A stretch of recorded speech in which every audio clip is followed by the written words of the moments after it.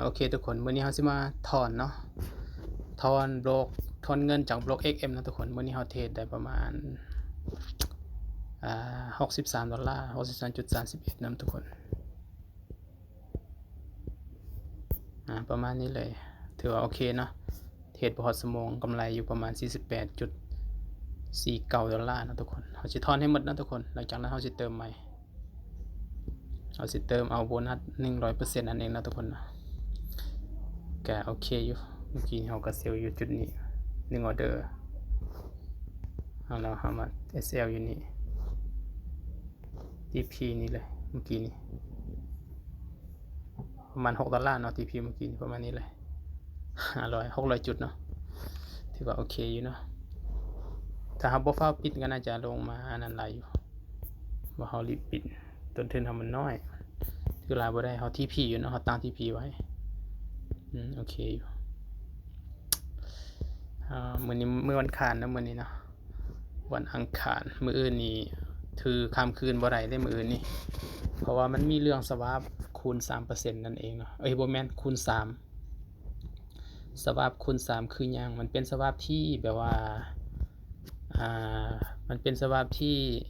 มันบ่ไล่วันที่วันเสาร์เนาะทุกคนตลาดพอตลาดปิดมันมาไล่มื้อวันพุธ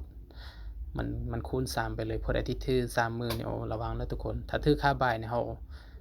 ราจะบ่เสียนะทุกคนเราจะได้น้อยนึงแต่ว่าถ้าซื้อค่าเซลล์นี่ถ้าถือไว้ค่าเซลล์นี่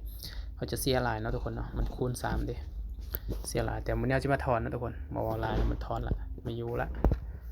เดี๋ยวเอาไว้เดี๋ยวจะเกลี้ยงเทรดออกจากระบบก่อนตัวนี้บ่แม่นบัญชีค่อยเปลี่ยนใหม่ซื้อหยังว่าบัญชีมันโอเคทุกคนวันนี้จะมาถอนเนาะหลังจากที่เราใส่อีเมลใส่กุ๊กใส่รหัสผ่านปุ๊บล่ะต้องเป็นรหัสผ่านอีเมลที่สมัครตามเว็บไซต์ XM นะทุกคนเนาะตัวนี้เลยแล้วค่อยก็โหลดแอปมันมานี่แอปมันโหลดได้ตาม Play Store เราก็ใส่บัญชีเราไปปุ๊บกดเข้าไป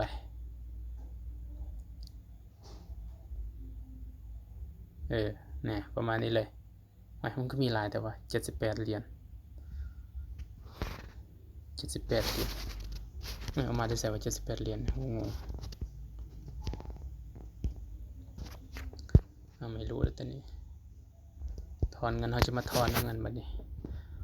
ถอนกดมาที่ถอนนะทุกคน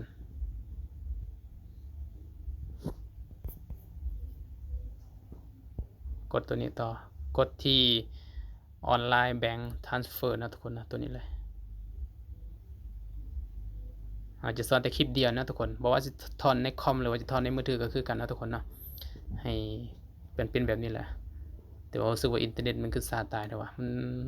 ดิ้งดองอยู่นี่มันจะได้กินอยู่แบบนี้กับผู้ใดที่ยังบ่เข้าใจกันยังโอนมาตามนี้ทุกคนเนาะดิ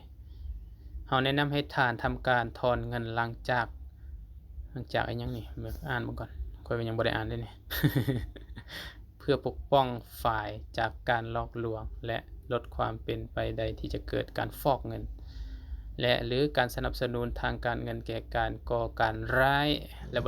บริษัทของเราจะดำเนินการถอนเงินหรือคืนเงินกลับไปยังแหล่งเงินฝากต้นทางความหมายคือมันต้องตรงธนาคารไปธนาคารมันบัตรประจำตัวไผตัวมันเนาะทุกคนมันต้องตรงกันเป๊ะเลยเนาะทุกคนเพื่อป้องกันบ่ให้มีการฟอกเงินก่อการร้ายนั่นเองเนาะทุกคนเขาเลือกเป็นนี่ตัวนี้ทุกคนอ่านค่อยอ่านบ่เป็นเว้ยเลือกเป็น BCL1 เอาเป็นว่า BCL นะ BCL1 ทางท้ายมันเนาะอันนี้ก็ใส่เลขบัญชีธนาคารเดี๋ยวค่อยลืมเลยบัญชีธนาคารมันก็หลายตัวได้แท้มาเบิ่งก่อนเลขบัญชีธนาคาร1612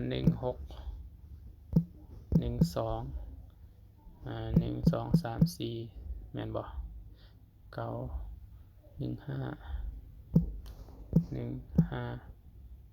956 956 001ต้องใส่ให้ถึกนะทุกคนของไผของมัน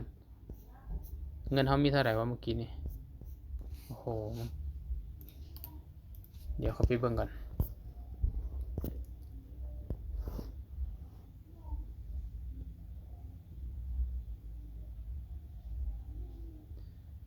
เงินเฮาทั้งหมดนี้มีอยู่ประมาณ63เหรียญเนาะ63.31โอเคประมาณนี้ทุกคน63เอามาพิมพ์ตัวรูปนะทุกคนพิมพ์เป็นเงินดอลลาร์โลดหรือว่าจะทอนเป็นเงินลาวก็ได้นี่เฮาก็ไล่เบิ่งสมมุติเฮาจะทอนล้านนึงถือเท่าใดล้านนึงนี่ถืออยู่$45นะทุกคน45.36เอาทอนเป็นเงินดอลลาร์เอาทอนเป็นหมดเลยบ่แม่นเป็นเงินดอลลาร์ดอกเขาทอนเป็นเงินกีบไปแล้วแต่เฮาสิพิมพ์อยู่นี่เป็นเงินดอลลาร์เพราะว่ามันสิขึ้นอยู่นี่เป็นเงินกีบให้เลยเมื่อกี้นี่63แม่นบ่63.31แม่นบ่31แม่นบ่แม่นละมันจะถืออยู่เงินประมาณตัวนี้เลยเงินทุกคน1,395,689,000กีบประมาณนี้ แล้วก็มาติ๊กถืออยู่นี้ทุกคนนะโอเคประมาณนี้ทุกคนบอกว่าจะทอนในคอมหรือมือถือนี่ก็คือกันเนาะทุกคนนะสเต็ปการทอนแบบนี้เลยเนี่ยแล้วก็กดไปคำห้องของเงินมันระเบิงบีเซียวันก็มันถืออยู่วันนี้มาเบิ่งให้ละเอียดก่อน1601204โต9159560001โอเคตามนี้ทุกคนส่งคำขอ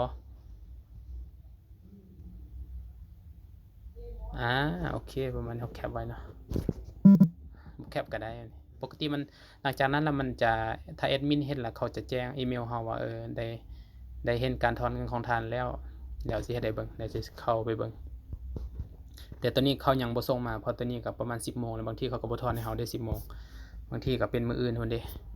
ก็บ่แน่ใจคือกันเวลาเติมบางทีเติม9 โมงเขาก็บ่เติมให้เฮาเด้แต่ก็มันขึ้นกับบางเทื่อนะบางมื้อบางเทื่อแต่ว่าวันที่วันเสาร์นี่ค่อนข้างที่จะทอนเงินหรือเติมเงินซ่านะทุกคนเติมนึงเวลาเติมเงินมันก็เติมปกติแต่ว่าเวลามันทอนเงินเนี่ยรู้สึกว่ามันจะบ่ทอนให้วันที่วันเสาร์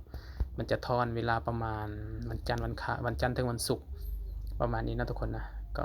ค่อนข้างที่จะทอนไวเนาะโอนไวทอนไวเอามาเบิ่งมาที่อีเมลนะทุกคนนะมันจะแจ้งอีเมลแบบนี้ขึ้นมานะทุกคนตัวนี้มันบัญชีเขาแล้วนี่เดี๋ยวมันมี XM อยู่ตัวนี้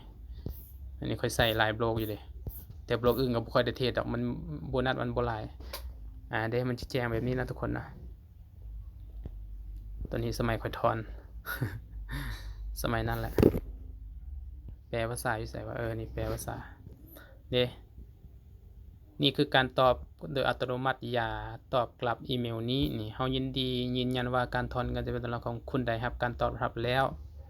ได้รับการตอบรับและกำลังดำเนินการเป็นอย่างดีแล้วโดยความนับถือก็ประมาณนี้ทุกคนมันจะแจ้งอีเมลแบบนี้มาหลังจากนั้นแล้วมันจะโอนให้เฮาถ้ามันบ่โอนก็น่าจะประมาณ24ชั่วโมงนะทุกคน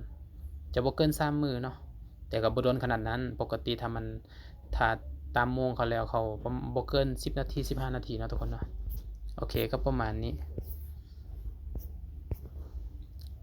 แต่คือสิบ่มีหยังแล้วแหละวิธีถอนก็ประมาณนี้เดี๋ยวมื้อหน้าจะมาบอกวิธีเติมนะทุกคนนะหลังจากที่มันถอนแล้วนี่มันก็จะบอกว่านี่บ่แม่นเนาะบ่มีเนาะบ่มีอันนี้ success deposit อันนี้ อันนี้เติม150เหรียญก่อนอันนี้ก็เติมเท่าไหร่นี่เบิ่งก่อนโอ้โห291เหรียญค่อยเติมอันนี้ก็เติมหลายแท้โอเคก็บ่มีหยังหลายทุกคนก็ประมาณนี้ทุกคนคลิปวิดีโอนี้ก็สิประมาณนี้สอนวิธีถอนเนาะ